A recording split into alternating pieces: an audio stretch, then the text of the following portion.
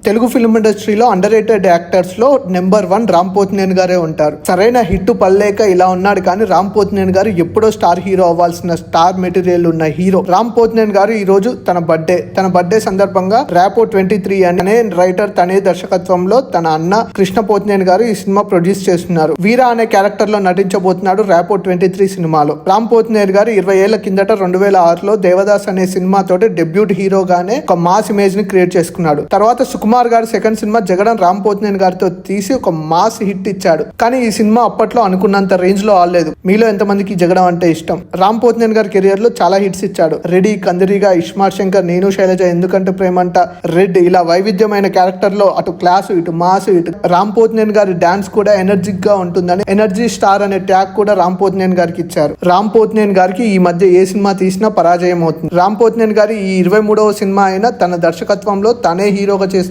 Rapport 23 అయినా block buster అయి మళ్ళీ ట్రాక్ ఎక్కుతాడా? రామ్ పోతినేని గారికి ఉన్న నటన లుక్స్ తోటి సరైన డైరెక్టర్ పడితే ఇండస్ట్రీ షేక్ అవుతుంది. అలాంటి డైరెక్టర్ ఇప్పుడున్న వాళ్ళలో ఎవరు అనుకుంటున్నారో కామెంట్ చేయండి. సినిమా ముచ్చట్ల కోసం ఈ ఛానల్ ని సబ్స్క్రైబ్ చేయండి.